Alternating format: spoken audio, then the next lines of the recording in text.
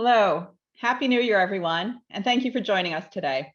I'm Joan Woodward, and it's my privilege to lead the Travelers Institute, which is the public policy division and educational arm of Travelers.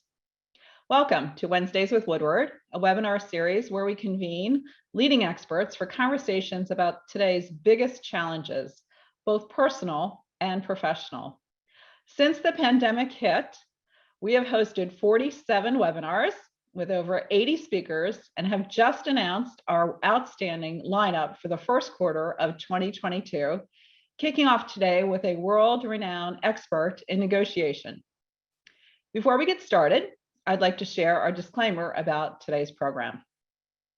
And also a special thank you to our partners, the American Property Casualty Insurance Association and the Connecticut Business and Industry Association. So before we get started, I did want to mention that we have a very special webinar coming up on January 26th in 2 weeks. We've got this for all of our valued agents and brokers out there in the insurance land. We're going to host the CEO of the Council for Insurance Agents and Brokers. Everyone knows him as Ken Carrar, and our own Pete Hurd, who leads our distribution management strategy. We're going to be discussing opportunities and topics in 2022 about how to grow your business and how to thrive. So if you look in the chat right now, you'll see a link to register for that webinar with Ken Carrar. Now let's get started. I'm thrilled to kick off the new year with a special guest to help put your best foot forward in 2022. So get out your pen and paper. This is going to be a mini masterclass in negotiation. Please welcome Dr. Victoria Medvec to our virtual stage. Vicki is a leading global expert on negotiation strategy, corporate governance, and decision-making. In short, she's a real powerhouse, and I've really followed her work for many years.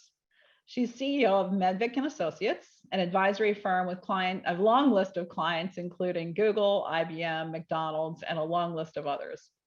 She is Adeline Berry Davey Professor of Management and Organizations at Kellogg School of Management at Northwestern University. And she's written the handbook on negotiation called Negotiate Without Fear, Strategies and Tools to Maximize Your Outcomes, which many of you have already received a complimentary copy of and hopefully had a chance to dive into it over the holidays. So if you've missed out and want to order your book, see the link in the chat to get your complimentary copy. Keep it handy as we're going to be referring to it throughout the show. So Vicki, welcome. I'm so thrilled that you could join us today. I've had my copy of the book right here with lots of little notes and tags throughout it. So I loved it and I learned so much. Can you please just tell us, why did you write this book? Well, first, I want to say thank you so much for having me, Joan. I am delighted to be on this program with you, and I feel really honored to be one of your guests for Wednesdays with Woodward. So thank you for having me. And, when you think about why did I write the book, I wrote the book pretty much for two reasons. Number one, I had clients asking me, why don't you have a book? We need to have a book. You come in and speak to us, and we want a book to follow up. So clients have been asking for a book for a long time. And I knew that that book should focus on something that my clients, who are often very experienced negotiators, people who might be negotiating large customer contracts or supplier agreements or big business development deals. I have lots of clients who negotiate all the time, but I saw that they had fear when they negotiated. And then clearly I heard from conversations with thousands of people, my students and others, that they were afraid when they were negotiating. And I wanted to write a book to help people to negotiate without fear, to take the fear out of negotiation, because I really believe that fear impedes both amateurs and experts when they negotiate. And I wanted to get rid of that fear in their negotiation. So I wrote the book for that reason. Why did I write the book right now? Well, what the pandemic provided was hours of time when I wasn't on an airplane. And so I've been writing the book for many years and doing lots of consulting and speaking in companies around the globe. But what the pandemic offered was the time without airplane travel, which gave me a lot more time for writing. And so that's why right now. But why was it needed? It was needed because people are afraid. Wow, it's a silver lining, right, for all of us and for you in the pandemic. So thank you for that. Absolutely. So what are the biggest messages? What are the key takeaways that you want people to remember from this book? So if I were to think about the number one takeaway, it would be to be confident when you're negotiating. That if you use the right strategies, you can confidently approach the negotiation and know with certainty that you can maximize your outcome and build the relationship with the other side. And knowing that, I believe, takes away a lot of the fear because we're afraid of conflict, we're afraid of damage the relationship, we're afraid of the other side walking away, with a lot of fear around that. So I want you to know you can be confident, negotiate well, and simultaneously build the relationship and maximize your outcome. And building that relationship, that's important in every scenario, every situation. So clearly, Joan, there are some one-shot deals. And I have to tell you, as a professional negotiator, I love one-shot deals like buying a house or buying a car. The last time we bought a car in my family, we bought my midlife crisis car. And I will tell you that I used a lot of strategy to get a good deal in that situation, knowing that it was a one-shot situation. So one-shot deals do exist. But I think for the most part, professionally, when we're negotiating, we're trying to negotiate in ways that let us build the relationship and maximize our outcomes, because most of our ongoing business negotiations are really iterative interactions where we care about that relationship with the other side. It's not a one-time negotiation. And so the book can certainly help you with strategies for buying a car or buying a house, but the book can particularly help you with strategies for negotiating with customers, negotiating with suppliers, negotiating with your clients, negotiating all the time, every single day where the relationship does matter. Great. Thank you. Thank you very much. I'm a big car person, so I like to hear that it's okay. You don't have to really build that relationship with your car dealer. Okay, so you take a look in the book and make sure you check out the section on buying a car, because there's a good some tips on that will help you. Okay, good. Good practical advice. Thank you, Vicki. All right, we're going to turn the tables on the audience just for a minute, and we're going to ask you, the audience, to answer our polling questions. And this is going to help Vicki kind of, think about who is on the line with us. So the first polling question is, what is your biggest fear in a negotiation? So let's pull that up. Okay, what is your biggest fear in a negotiation? Conflict, leaving money on the table, damaging my relationship with the other side, except the car's for your car, losing. You don't want to lose. No one wants to lose. All the above. I'm not afraid. I love to negotiate. So which one? I can't wait to see their responses, Joan. I know. It's really quite fun, isn't it? To see how many. I know we have very professional insurance negotiators. Believe me, I've been on the different side of that table, and they're very good at it. So let's see what their biggest fear is in negotiating. So do we get those results? There we go. Thank you so much. So conflict came up as 22%, leaving money on the table, that's only 16%. That's quite interesting. Damaging my relationship with the other side, 19%. Losing, 11%. All of the above, of course, 27%. And we have 6% of our audience who's got it down. They know what they're doing. They're not afraid. That's awesome. And that's awesome. But I want to highlight that 94% have fear. And that includes a lot of very experienced negotiators. As you said, Joan, many of the people who are listening in have been negotiating for decades. And that's why I always stress that fear doesn't just impede novice negotiators. It impedes expert negotiators. What they're afraid of might vary. Fear tends to have a focus for many of us in the negotiation. And I think your polling results show that. And I like the fact that money wasn't the number one. And, my relationship was more important than money. I mean, I think that's really telling and also just reflective of our wonderful audience on the phone. Okay. And so one thing I would say on that, though, Joan, is yeah. Damaging the relationship is a huge problem because our relationships with the other side do matter. But if we end up with suboptimal deals where I could have done more for you at no cost at all to myself, I lost the opportunity to actually perhaps enhance the relationship. So a piece of what I want to talk about is how do I ensure I don't leave money on the table, not because of it being money, but because that means that I may have ended with a deal that could have been better for you at no cost at all to me. And I want to show you some ideas on that as we go through today's discussion. Excellent. Excellent. Okay, next question for our audience, next and last question for our audience. Let's see where they come out here. Takes a second. In your most recent negotiation, how'd it go? So I negotiated aggressively. I have some regrets. I should have negotiated more than I did. I didn't even think about negotiating until it was too late. What's negotiating? Okay, so everyone choose your most favorite answer here, and we'll see what we come up with, see what our audience is thinking. It's exciting to see so many responses. I love seeing so many of your participants responding. I have some regrets. Number one, I should have negotiated more. Well, you're in the right spot for the next 45 minutes. We're going to help you. The second one is I negotiated aggressively. Okay. I didn't even think about negotiating until it was too late. Or what is negotiating 5%? So Vicki, what do you make of these? Is this reflective of? I would say that it doesn't surprise me that many people end a negotiation and have this sense of, I think I could have done better. I think I could have done more. And I would actually argue that having that feeling of perhaps I could have done more is probably a healthy thing, because it's causing you to really make sure that you're setting ambitious goals when you go in there and that you're never achieving that goal. Because if you are always achieving your goal in a negotiation, it probably means you're not being ambitious enough.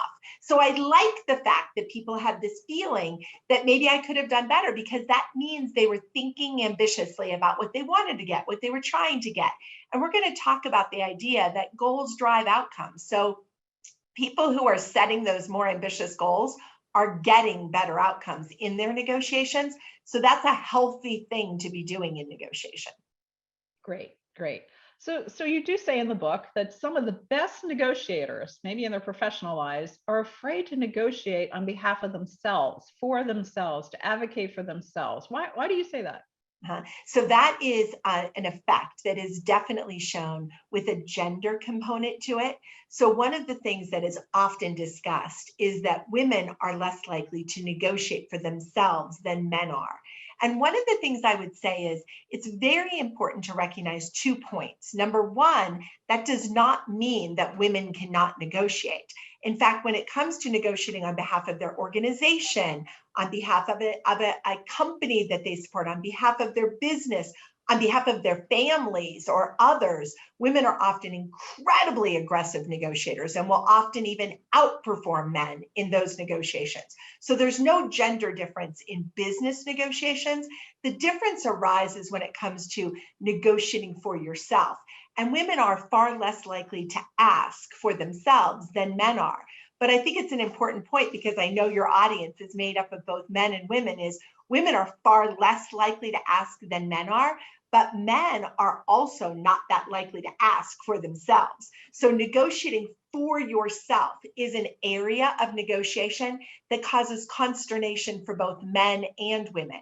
And the strategies that are in the book help you in those negotiations for yourself. And in fact, Joan, if you look at all of the content chapters in the book, you'll see that there's a special section in every one of them, at least one, and sometimes even more than one special section that calls out tips for negotiating for yourself.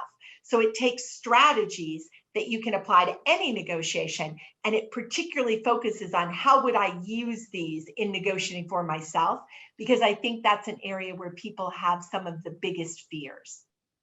Wonderful. I'm sure we're all going to go read that chapter and those vignettes to help us. So how does it work, Vicki? Tell us. So when you get a call from someone wanting your services, so have they generally started a negotiation process already and they've screwed it up, may have messed it up, or do they pull you in before they even start planning a huge negotiation, maybe for a big M&A deal or something like that? So a lot of times, the first time people call me, they're calling me because they are in crisis mode. They have a negotiation, it's at an impasse, they're getting pressure, and so they call me up and ask for assistance. But a lot of times, once they've used me, then they will call me proactively to help them as they get started. And clearly, when we can help you to create a strategy before you start, you're going to be in better shape. But I would always say it's never too late to start to negotiate well.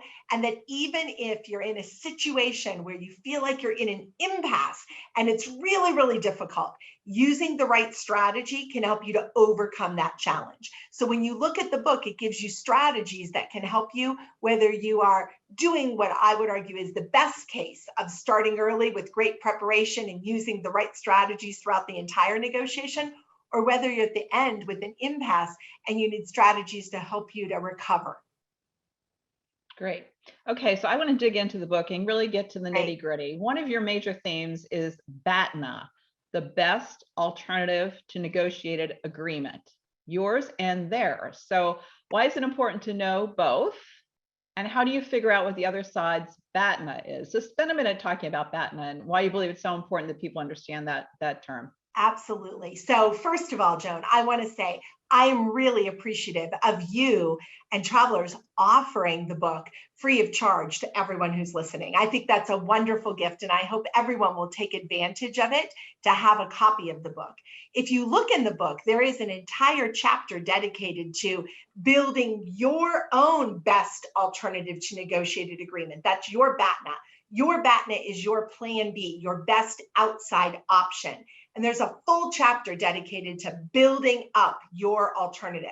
That's because your BATNA is your biggest source of power in any negotiation. There are many sources of power. Information is a source of power. Timing is a source of power. The negotiator gets in a hurry, loses power. Ratification or having to check with someone is a source of power. But the biggest source of power in every negotiation is your best outside alternative. So there's a whole chapter on building that source of power. And in that chapter, we talk a lot about making sure that you are simultaneously building your options, not sequentially building your options. You want to build your options up front before you negotiate. So for example, Joan, if you were thinking about leasing an apartment and you have a current lease, the first thing you would not want to do is to go to your landlord and talk about renewing your lease. The first thing you would want to do is go find some other apartments. And people often will say to me, no, I wanted to talk to my landlord. And then if I couldn't get a good deal, I would go find another option. And I always say to them, how do you know if you had a good deal if you didn't know what the other options were? So you want to build your options, generate alternatives. And that's true in professional negotiations and personal negotiations. It's always true that you want to have alternatives. Your BATNA, your own BATNA, is not only your biggest source of power, it also is the biggest determinant of your bottom line. At what point would you walk away? That's referred to as your reservation point. So there's one full chapter on building your own best alternative to negotiated agreement. But there's another chapter that I personally think is the one that's very unique in my book, which is I spend a lot of time talking about analyzing the weaknesses of the other side's BATNA. I actually believe that your goal in the negotiation should be based on your assessment of the weaknesses of the other side's best alternative to negotiated agreement, the weaknesses of their options. And I don't only believe that you should think about it, I actually believe you should carefully analyze the weaknesses of the other side's alternatives and use that to establish your goal for the negotiation. So if you look in that chapter, you'll see that I actually created and shared a number of BATNA analysis tools.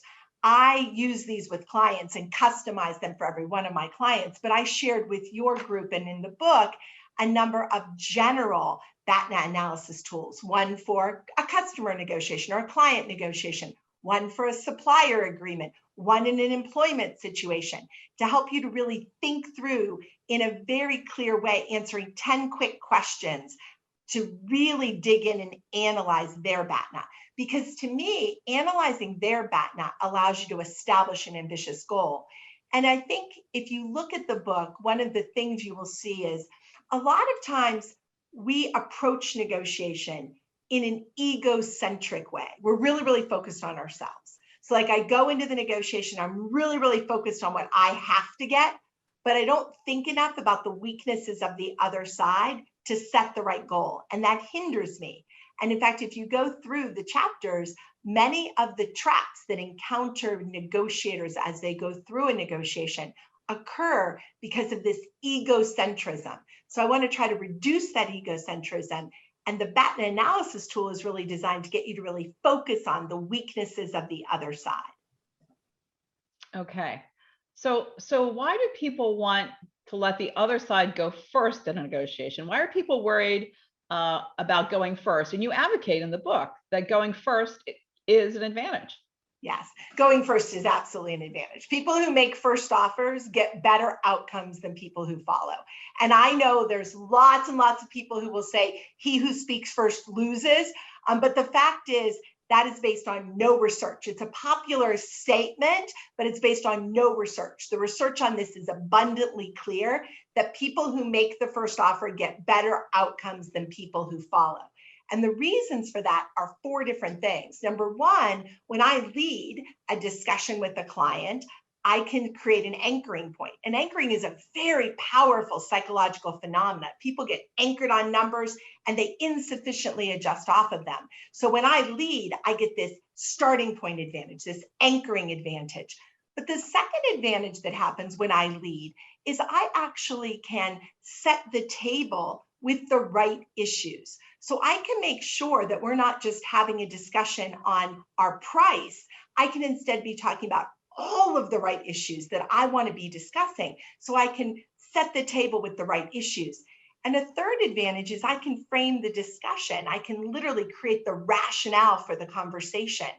And the fourth and final advantage is when I lead, I'm in the relationship enhancing position. When I follow, I have to come in there and tell you what I don't like about your offer, why your offer isn't reasonable, why it isn't enough. I have to critique and criticize your offer. I don't want to start by critiquing and criticizing the other side. I want to start by creating an offer, getting that starting point advantage, building a rationale. I can create a rationale that focuses on how my differentiators address your pressing business needs with all the right issues on the table to showcase that. And I get a lot of advantage from leading. So it's very important to lead. But I will tell you, if you're an experienced negotiator and you've always let the other side go first, it's going to be hard to convince you to lead. It is the thing I spend the most time struggling with when I am coaching experienced negotiators, because experienced negotiators who have always let the other side go first believe that that strategy works for them.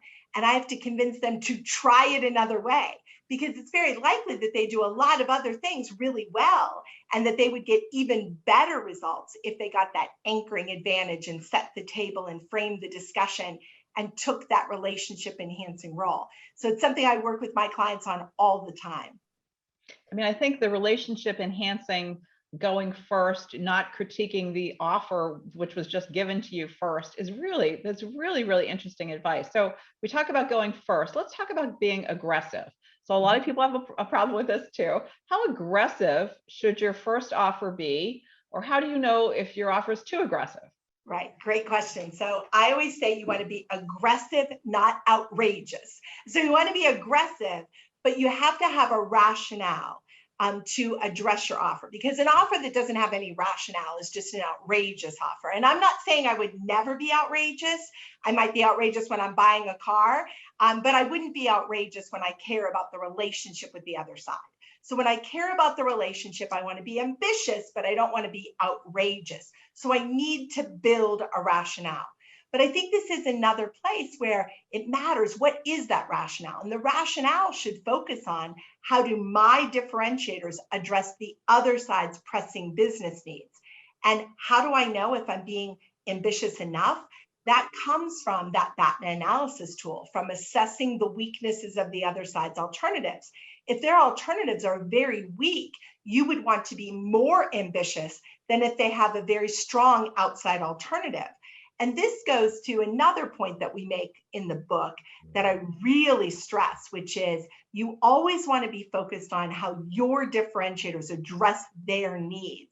And the more I differentiate myself, the more I differentiate travelers, the more I differentiate our offering, the more I differentiate our product, the more I differentiate, the weaker the other side's alternatives will be, and the more ambitious my goal can be. So when you look at the book, think about that connection between differentiation, weakening the other side's alternatives, and letting me have that more ambitious goal. Really, really interesting. So I have to let my audience know we've had almost 4,000 people register for your event today, Vicki, and the questions are just flowing in. So if you have a question for Vicki, We're going to get to a lot of them. I put it in the Q&A feature. So the Q&A at the little bottom, you guys know this by now. Q&A feature, ask your question of Vicki. And the one question no one has to ask, because we're going to get to it, is to how to negotiate your salary, your compensation, your bonus. It's that time of year, folks. So we're going to get to that. So you don't have to put that question in. Any other questions? Q&A feature. Okay, so then, so let's talk about, you talk about delivering your offer in person. And of course, during a pandemic, we're all sitting at home in Zoom and different places around the country and around the world today, talking with you, Vicki. But what differentiates those offers that are delivered kind of eye to eye, and or at least on screen for visual? Sure. What body language? I notice obviously you use a lot of body language. Is that helpful to get your arms up and get your kind of your blood flowing, or should you be more calm? Is there a gender effect in delivering your offer in person or obviously over on Zoom now? Tell us your thoughts. So before the pandemic, I used to talk all the time about say it, don't send it. And I would always tell my clients, you want to negotiate in a synchronous channel. You want to seek synchronicity. I want to be able to make an offer and immediately hear your reaction, immediately get your response, immediately see how I might need to concede or rationalize or create some kind of counter offer. So I would always say, seek synchronicity, say it, don't send it. And I used to push that all the time, Joan. And at the beginning of the pandemic, I was helping a client in the midst of a negotiation. I was like, you've got to get in front of them, get to their offices. And they were saying, well, we're not allowed to fly on commercial flights. I said, then get a private plane. You've got to get there. You got to be in person. And I really would always push people to be in person in front of the other side. But the pandemic has clearly limited our ability to do that.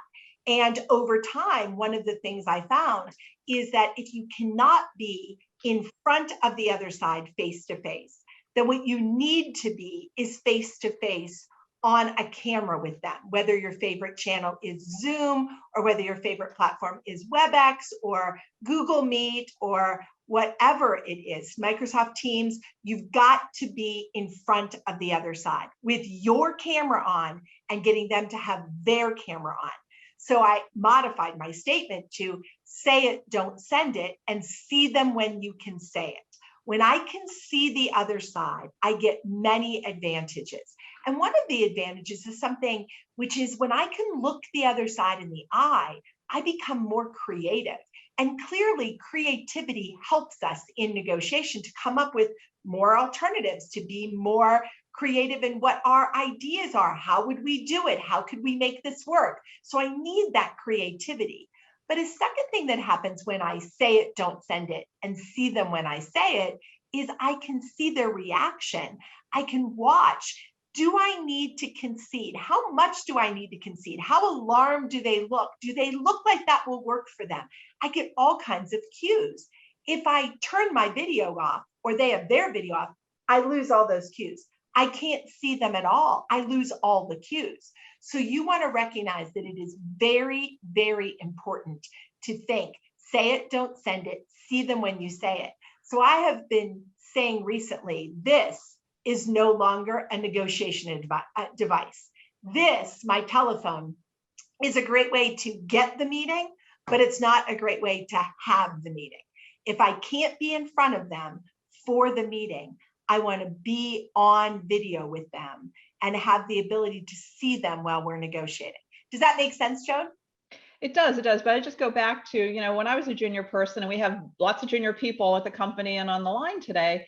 What if your boss says to you, I'll call you with your bonus, or I'll call you with, let's set up a call, and you see it's not a Zoom, it's just a regular dial-in number or something. Is it okay as a junior person to say, hey, would you mind doing a Zoom with me? Or is that a little too forward, too aggressive? So I don't think it's too forward or too aggressive at all. I think it says, I know we can't get together right now because of the pandemic and travel restrictions, but could we get together on Zoom? I would love to see you and make sure that we have a connection. I think asking for that meeting, and a lot of times what I've been teaching clients to say is when you are negotiating with, for example, one of your clients, and they don't want to do Zoom, I think it's very appropriate to say, I would love to get together with you. Would you rather we both travel to meet each other face to face, or would you want to be face to face on video? So instead of offering like or not, I think just offer face-to-face in person or face-to-face on video, I want to make sure I can see you. I really miss you. I want to make sure we can connect. And I think focusing on the connection and the seeing each other is a great way to get a client, a supplier, or your boss onto the video platform. And I think it's really, really important when you get on it that you have your video on the entire time. So I always say, put your video on first, leave it on the entire time, because that provokes the other side to have it. I was on with a call the other day, and I think you'll love this story. So I was on, and it's a client who I've taught before, and it's a very, very large company. And I was on with someone who leads 40,000 people on their team, right? So this is a very senior executive at this company. And I got on and I was like, Paul, I can't see you. Paul, do you have your video on? I can't see you right now. And the person who was on the call with us is the client who I had worked with. And he said, Vicki always says that my team should do that, to get the other on video. And look, she just did it. It's exactly what she recommends. And I do recommend, because does it matter? It matters a great deal. It is a completely different experience when I can see them when I'm negotiating. I will tend to get more. I will tend to build the relationship in a stronger way. And I will tend to not make concessions that I don't need to make if I have the channel of information that is flowing to me. So I think it's a big difference. Okay, fantastic. We're going to shift gears just a little bit and move away from our professional lives and talk a little bit about our personal lives. So when you're negotiating with a client or an M&A deal or something in the boardroom, you can have kind of those attributes. When you're talking about your family, Vicki, because we did promise people we're going to talk about how to negotiate your kids' bedtime, your allowances. I love what you talk about in the book in terms of how you negotiated with your nanny. So one of the things you say is the importance of addressing the other person's needs and differentiating yourself. So understanding what the other person needs first in a family situation, or talk about your nanny situation. I just thought it was brilliant. I love it that you like that example, Joan, and that is detailed in the book. One of the things I would say is you always want to address the other side's pressing business needs. That is an objective I have in every single negotiation. And it speaks to what I was saying, which is reduce your egocentrism, focus on them, not yourself. And then I always want to think about, how do I differentiate myself in my ability to address their needs? So I was negotiating with a nanny. And this is a situation which I think a lot of people would see and say, oh, I'm going to negotiate how much I'm going to pay the nanny. But I believe that that is not my only objective, is to pay the nanny. My objective is to differentiate myself, address my nanny's needs, make sure I have a nanny for a long time. So I wanted to make sure that I didn't have a nanny that would leave after a year. I wanted to keep a nanny for a long time, because I don't know about you, Joan, but I learned early on that switching costs were really high when it came to my nanny situation. And that when people would leave, it was a chaos in my household. So I wanted long-term care for my children. I clearly wanted super high quality care. She was going to be with my two boys. And if I went in and only negotiated how much I would pay her, all I would achieve is negotiating her payment, but not all of the other things. So if you look at the book, I put a number of different issues on the table. So I thought about my nanny's pressing business needs. One of the things she really seemed to want was to have an ability to have vacation time that would be a lot of vacation time. She wanted vacation time. Well, that's one issue. Another thing she seemed to need is health insurance. She seemed very excited about getting health insurance from me. And so I could put on health insurance. I could put on dental insurance. I actually also negotiated something that I thought would differentiate me, which is I thought I could provide her with advice that would help her for her future career. And I thought that I could actually even pay for her to get a master's degree in education. I wanted a nanny who wanted to be with children. And I was hiring a nanny at a time when there was a lot of unemployment, and getting a job was really tough. It's hard to imagine that right now in today's labor shortage, but it was a time when getting a job was really tough. And so I found that when I was interviewing people, everybody loved children. But what that might have been code for is there are no sales jobs right now, and I'm just waiting, right? So I wanted to make sure that I had somebody who was committed to kids, wanted to be around for a long time. And so I actually put on the table an issue of paying for my nanny's education and helping her to get a master's degree in education. So I had lots and lots of issues on the table. And of course, I did have the salary on the table, but it was by no means the only issue I was negotiating. This is a part of what I talk about in chapter 2 in the book, Joan, which is putting the right issues on the table. Thinking about your objectives and allowing your objectives to drive the negotiable issues that you add to the table. And so that was a very key part of that story. And it helped me to actually identify some things that were different in what I thought was important to her versus what was really important to her. And we were able to negotiate an agreement where I got long-term high quality care and she got things that were important to her. Fabulous example. Really, really fabulous. Thank you. Just great. So we're going to go to, I think you brought a slide with you about the matrix. So how do you maximize your success in a negotiation without minimizing the other side's success? So this is really tricky. This is delicate stuff. So you want to talk about this with our attendees here. So if you look at chapter 2 in the book, it talks a lot about putting the right issues on the table. This is a big focal point for me in the book. And a part of why I think it's so important is I know that many of your listeners are expert negotiators, but one of the traps that snares experts is a lot of times they negotiate the wrong deal. They negotiate what's standard, what's typical, what always gets discussed, and they don't necessarily put the right issues on the table. So I would say you should begin by thinking about your objectives. Like I wanted long-term, I wanted high quality care. I wanted to make sure my nanny felt like, why would she work for me? How was I differentiating myself as an employer? I have a list of objectives. My objectives are going to drive my issues. And for every single objective I have, I'm going to have at least one, if not more than one negotiable issue. And then I lay them out on an issue matrix. And I think this matrix is a key component of getting ready for the discussion. Notice that the x-axis, that horizontal axis, Joan, is about what's important to me. And it goes from easy for me to give to very, very important to me. And that y-axis, the vertical axis, really focuses on what's important to the other side, from easy for the other side to give to important to the other side. So think about, it creates 4 quadrants. 3 of them have names, and the 3 with names are the 3 that matter. So you have this quadrant that's high on X and high on Y. That's a contentious issue. It's super, super important to me and super, super important to the other side. If you think about my nanny example, that's where salary might go. You will always have contentious issues on the table. The key is you never want to only have contentious issues on the table. The most important quadrant is that storytelling quadrant. These are things that are really, really important to the other side and easy for me to offer up. That was something like giving my nanny vacation time. I would pick the days, but she had options on how much vacation time she wanted. Because I could give my nanny a lot of vacation time, is very cost-free for me to give her time off when I would already be doing other things with my kids. So she could have had 2 weeks off at the holidays when my family would be there every year. She could have 2 weeks off at spring break when I would travel with my husband and my kids. And every year I would actually take my kids and go to Europe for 1 month in the summer with my mom and my kids. And I would see European clients. And that was an entire month. So she could have potentially 8 weeks off if I picked every day.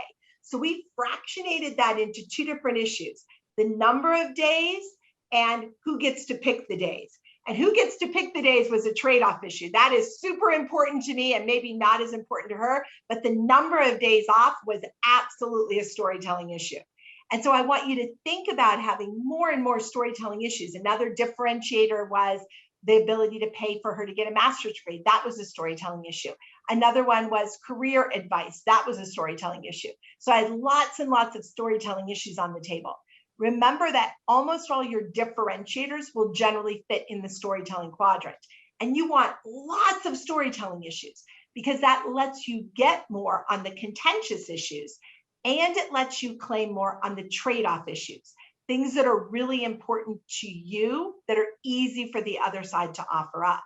So one of the big mistakes people make in negotiation, Joan, because they're so egocentric, is a lot of times people go to the table and they only have contentious and trade-off issues on the table because they've only thought about what they want to get. And if you don't have storytelling issues, 2 problems happen. Number one, you can't make the story focus on them. So remember, I always want to focus on how my differentiators solve your pressing business problems. So I want to focus on that. And the second thing is, if you don't have storytelling issues on the table, you literally have no fodder to get more on contentious and trade-off issues. So it really disadvantages you to be egocentric and only think about yourself because you don't put the right things on the table. Okay, so we're going to take some audience questions here for a little while because we have so many coming in. Great, I'm happy to hear that. Number of these, but one in particular from Matthew Prell. If you feel as though the negotiation went very poorly and things don't play out the way you anticipate or want, how do you kind of reset the clock? So I think that this goes back to the idea of the relationship. So I sometimes at the end of a negotiation might feel like, I wish I had done that. I don't like that outcome. And I think sometimes people are tempted to go in and try to retrade and change things that they have agreed to already. I would argue that's likely to damage the relationship. So I always suggest that if you don't like the outcome, you begin to become a very careful monitor of the situation and look for an opportunity when the other side wants something different, wants something new, to go back in and then reopen the entire negotiation. This is why I always keep the issue matrix tracking, not just during a negotiation, but afterward, so that when the other side wants something and they are asking you for something more, you have the ability to go in and think about those storytelling issues that you would use to capture more on the trade-off issues that you might want. So for example, Joan, in my business, one of the trade-off issues I have is the ability to use a client's name. And you mentioned a few of my clients: Google, McDonald's, IBM, Cisco, McKesson. They all have something in common, which is in each of those cases, initially, I was not allowed to use the client's name, but that was in my trade-off quadrant and I knew I wanted it. And so I kept using storytelling issues to trade off and get the ability to use their name. If you think about that issue matrix and keep monitoring that issue matrix, it allows you to never have a single issue conversation, but instead to always be talking about a package of issues and using storytelling issues to capture more on contentious and trade-off issues. And also using trade-off issues when you have to give up something on contentious issues. So think about the relationship. And the book really describes that in chapter 2. So maybe in the first year, you were not allowed to use their names, these big companies, and they realized the value to them by having you as kind of the spokesman for being an advisor was actually beneficial to them. Is that the way you thought about it? Well, so it was in the actual context of the negotiation itself. So in their first offer, they might have said, you can't use our name, or they might have said you would be allowed to, but then they sent me a contract that said I couldn't. And before I would close it, I would make sure that I was using those storytelling issues to get that issue. But I think so often in conversations, we go in and they say, no, you can't say that we're your client. And then you just drop the issue. And that's what I mean by leaving money on the table. You drop an issue too quickly. As soon as the other side pushes back, you drop it instead of thinking about the connection between all of the issues and making sure that you keep coming back to some of those key trade-off issues that are critical to you. Great. Okay, another question from my good friend in Boston, Davey O'Neill. Story Trust. He asked, how do you deal with the other party when they get emotional or upset? Because that's a hard thing. If they're maybe they start crying. Very good question. And one of the things you have to think about is emotions are contagious. So there's something called emotional contagion. And that means that whatever emotion I reveal, I am likely to see back from the other side. So one of the hardest things is the other side is upset. They're screaming at you. And one of the things you want to remember is to be calm, because when I'm calm, it's going to provoke calmness on the other side. I can't just show back that emotion, or we end up, really just being very irritated and angry and yelling at each other, which is not productive. So I want to remember my emotions are contagious. I want to reveal the emotion I want to see. So if I want them to be calm, I want to be calm. If they start to scream, I don't want to scream back. If they start to threaten, I don't want to threaten back. So I want to think about this idea of emotional contagion. And I think it's a really hard thing to do, because I think that if we're not thoughtful about it, our immediate reaction is they start to yell and we start to yell back. So it's a thing you have to work on to show the emotion you want to see in the other side. Okay.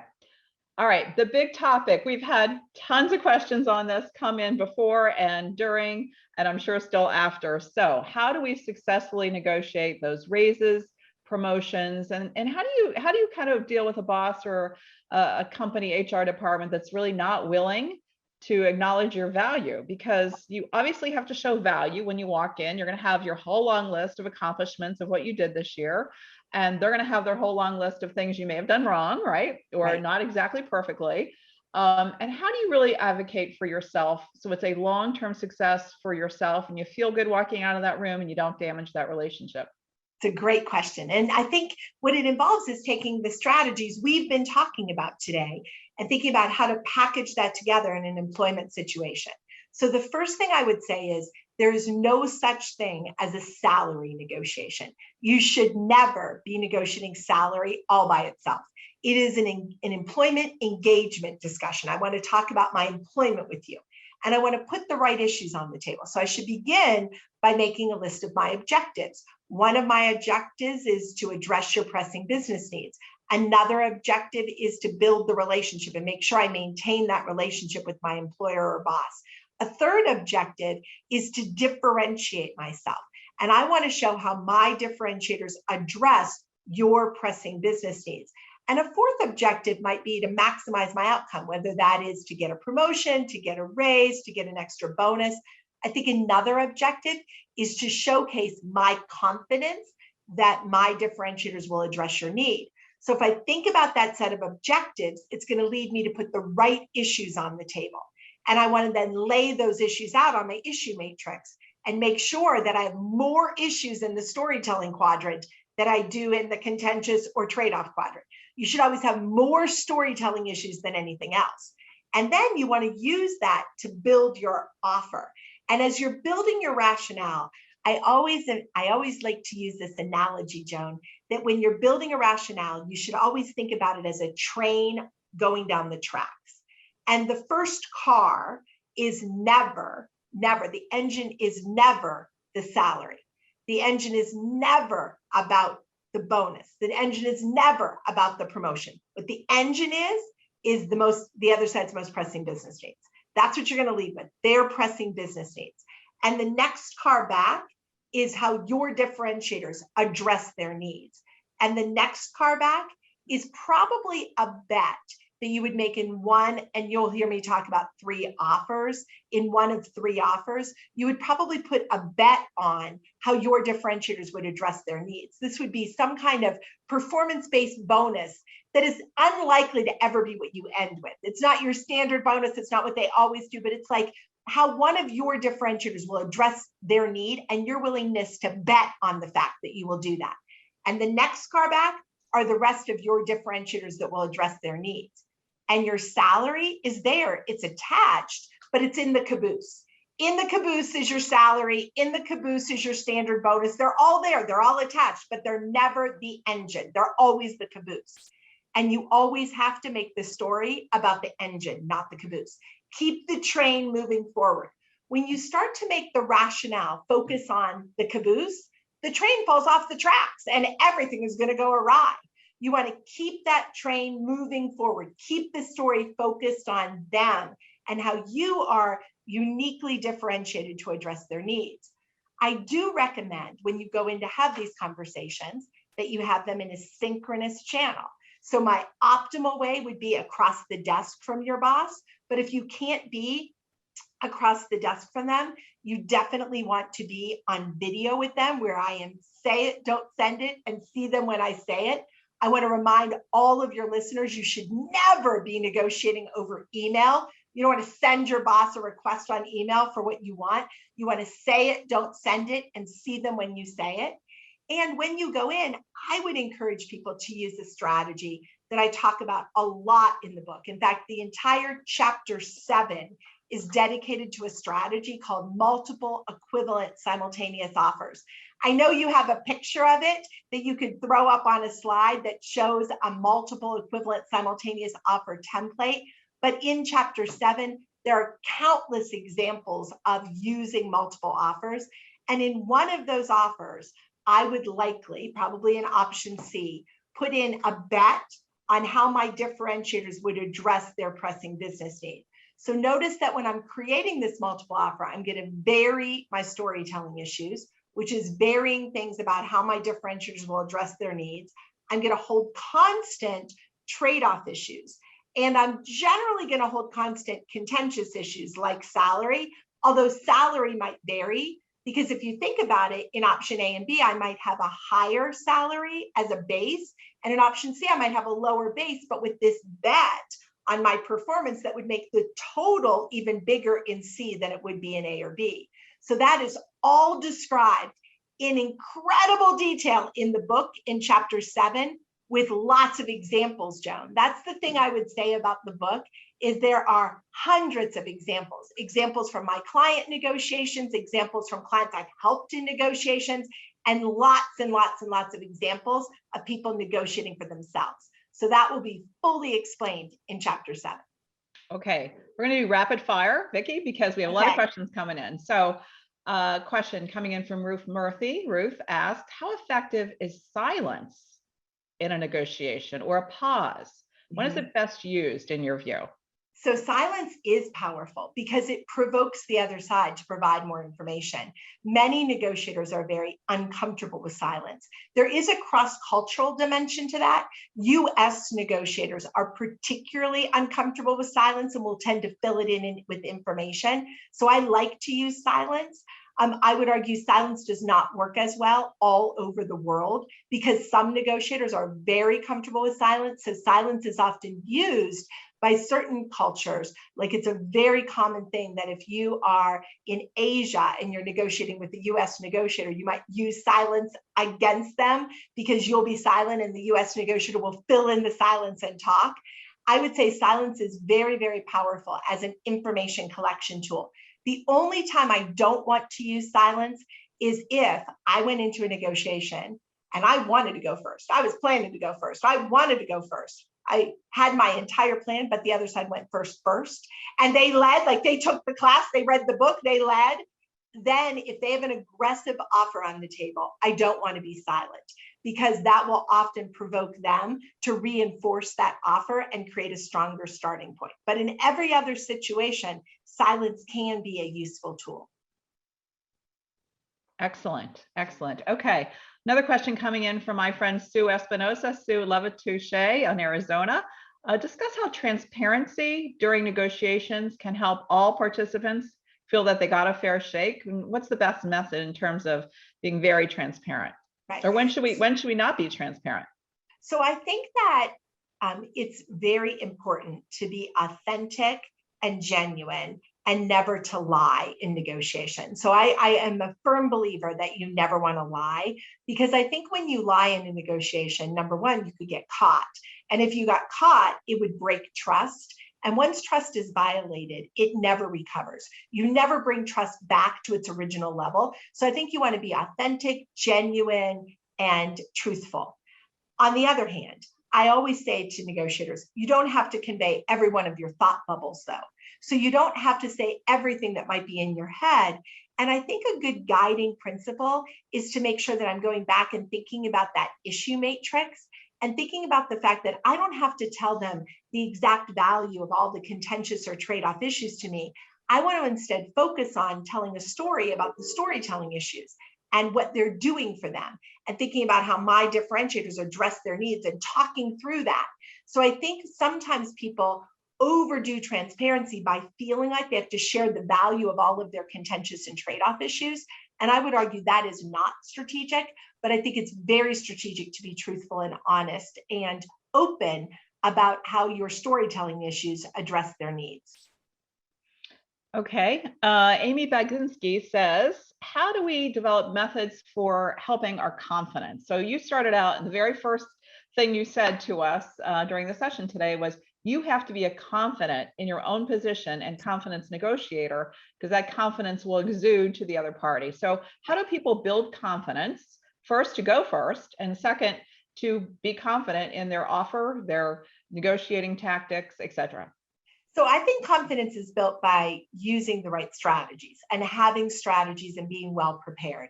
And if you look at the book, I spend the first chapters all in preparation mode. So I talk about putting the right issues on the table. I talk about doing the right analysis. I talk about building the right plan for your discussion.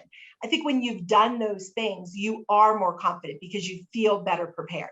So strategies lead to confidence. The other thing that I would say, though, is I also think you become more confident when you stop thinking about yourself and you start focusing on them. Because I am very confident when I go in and I'm talking about how my differentiators can address a need or challenge or problem that you have. And I'm completely focused on solving your problem. I feel confident having that discussion. And so I think that focusing on the other side and being well prepared are the two keys to being a more confident negotiator. Okay, a couple of questions came on this topic. What's the number one reason deals fall apart? So deals often fall apart because people don't know when to stop negotiating. And I think this is key, right? I always say to negotiators, you want to be super aggressive. You want to do your Batna analysis, set an ambitious goal, go in with an aggressive but not outrageous offer, have ambitious goals. But at some point you have to know that you have to land the plane. And I always use this imagery of a plane. And I always say, we've got to land the plane. We got to land the plane. We got to close the deal. We can't just let the plane hover over the field or it runs out of gas, right? So I've got to land the plane. And I think sometimes people struggle with this idea of how to land the plane.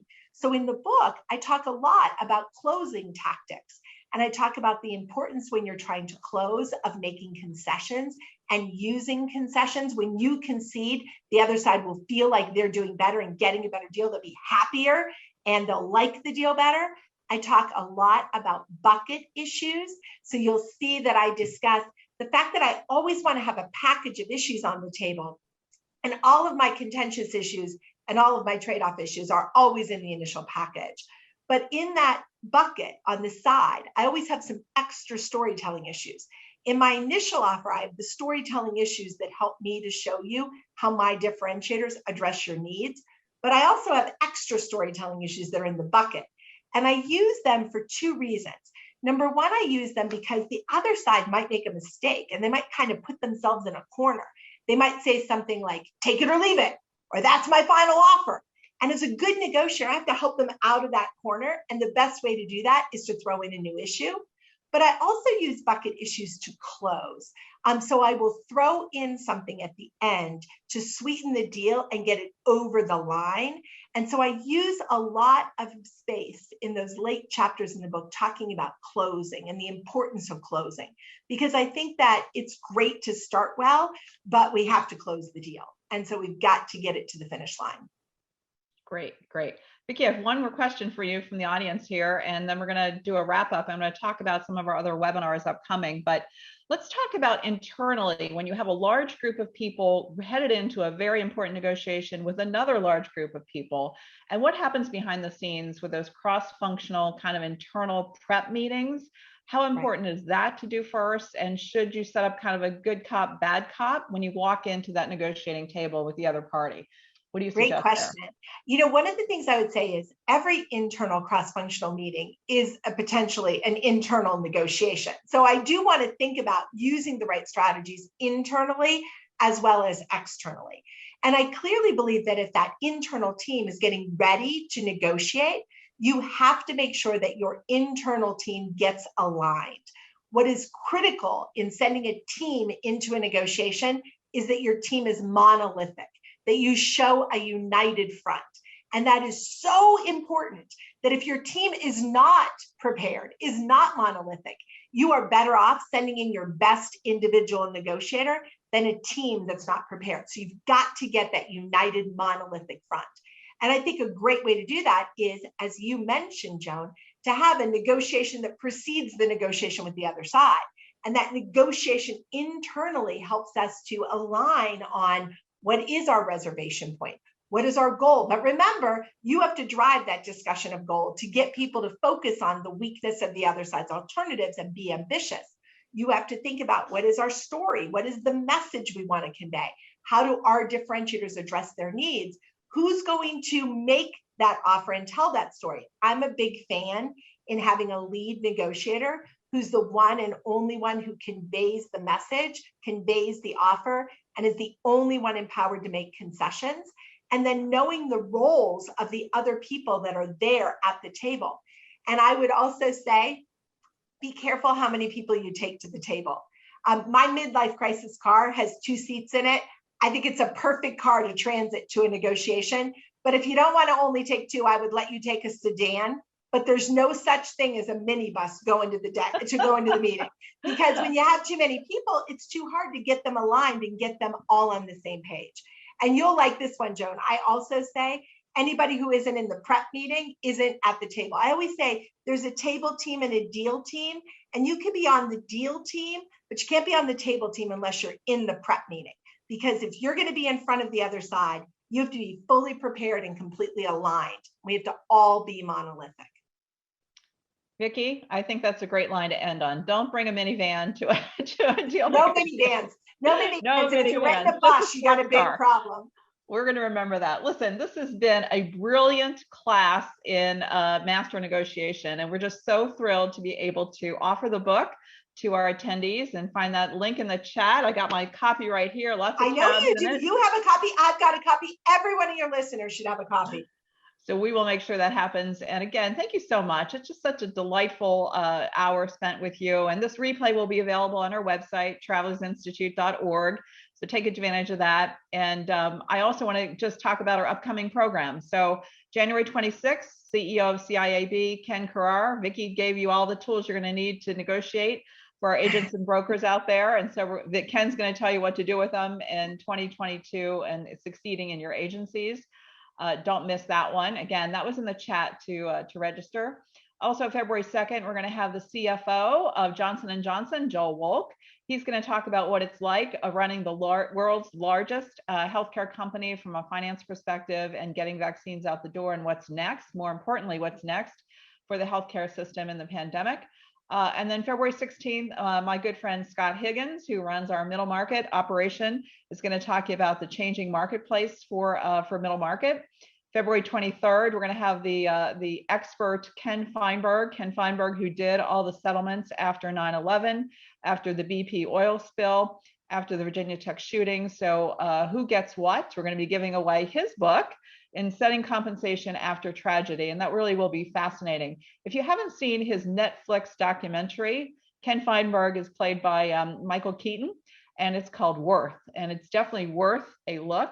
So please take a look at that. And then I'm going to give you a teaser, not on my sheet here, but I'm going to be interviewing a former defense secretary. A defense secretary in the last 10 years is going to take us around the globe talking about geopolitical hotspots. And we're going to announce his name in the coming weeks. So watch for that.